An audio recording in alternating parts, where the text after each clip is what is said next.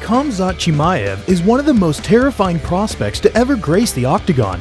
The Chechnya-born Swede dominated his first 4 UFC fights in an impressive fashion, while only getting hit twice. And if that doesn't sell you, Chimaev has never reached a 3rd round in his MMA career. That's how scary this man is. After Khabib Nurmagomedov retired in 2020, it seems like the MMA world entered a new timeline.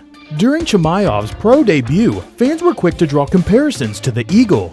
Maybe it's the beard, maybe it's the fact that both fighters use dominating grappling to smash their opponents. But Khamzat doesn't feel the comparison is fair. Yeah, because everybody say you Khabib, number 2, something like that. But I'm Khamzat. I can knock out people, like submit the people, smash the people, everything. I have everything. And although he recognizes Khabib's achievements, Chimaev believes that he is already the best in the world. And how can you doubt the man after flawless performances? Even Khabib didn't run through his opponents this way. Chimaev definitely has a new type of confidence, a certain aura around him that we didn't quite get from Khabib. Forget the fact that he would fight 12 times a year if Uncle Dana let him. But just looking at how well he fits the role of the new bully on the block. After choking out Li Jingliang without much effort at all, he made sure to take the microphone and let Abu Dhabi and the rest of the world hear what his plans were for the MMA world. Everybody, I come here for everybody, kill everybody, I'm the champ! Thus, the Evil Khabib persona was born. But this isn't the first time he's loudly made his intentions known. For the past year, Chimaev has taken to social media to call out absolutely everyone in the welterweight division, from Nate Diaz to Colby Covington, even sending a supportive yet chilling tweet to the pound-for-pound king Kamaru Usman. But there's a question that weighs heavy in everyone's mind. Is he good enough to dethrone the welterweight king? Khamzat's entire team at All Stars in Sweden believe he can leave the welterweight division in ashes based solely on how savage he is in the gym.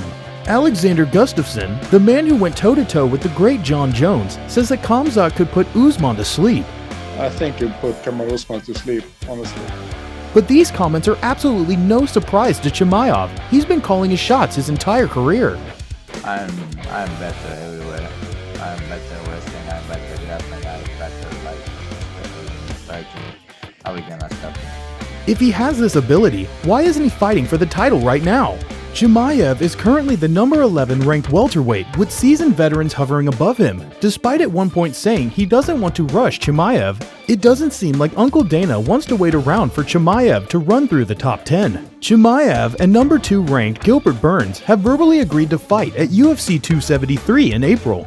This would be a true test for Chimaev. But why is Chimaev being pushed so fast in the UFC? On one hand, Chimaev might start to feel disrespected if the UFC kept handing him low-caliber opponents after never even suffering a scratch.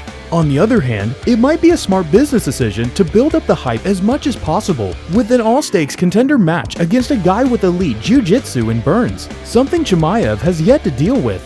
Well, he would have gone against Meerschaert until he folded him like a lawn chair in 17 seconds. Chimaev's BJJ coach also believes that Burns possesses an incredibly difficult matchup for him because of his well-roundedness.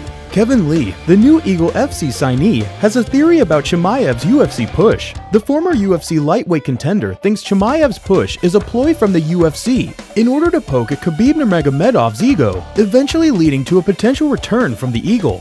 And maybe this explains why the UFC is so hesitant to push Islam Makhachev, who as of late has racked up 3 recent submissions over high-level lightweights. If there was any ploy against Khabib, wouldn't it make sense to push the man that at one point publicly befed with the legendary Dagestani? Conspiracies aside, it's just an unfortunate reality that Islam had a slower start in the UFC than Chimaev. When Islam came onto the scene, he was grinding out decision victories over tough scrappers. When Chimaev entered the octagon, it was on Fight Island and refused to leave until he annihilated 2 opponents in 10 days. And this is the point. Chimaev is good for business, he's marketable, and it took him far less time to prove than Makhachev. This is no disrespect towards Makhachev, who now looks to continue his newfound finishing streak in February against an absolute killer in Beneil Dariush. Do you think that the UFC is trying to get Khabib to come back? And if so, will it work? Or is the UFC just trying to build the hype train around MMA's most popular Muslim fighter right now? Never say never, but it doesn't look like the businessman Khabib is going to go back on that promise to his mother anytime soon. It's hard to ignore the similarities between Khamzat and Khabib, their names, their respective countries, and their unwavering dominance. But it's also hard to ignore the differences. We have never seen a fighter who potentially has no weaknesses. Even with Khabib, there was a potential of prime Tony Ferguson to derail the champ, or Justin Gaethje, who many believe would serve Khabib a hand sandwich. We really don't feel that way about Khamzat Chimaev, who Khabib has acknowledged as the real deal. You think he's the real deal? Of course, he finished all his opponents, you know. What fans should be asking is, does Kamaru Usman have what it takes to stop the hype train in its tracks?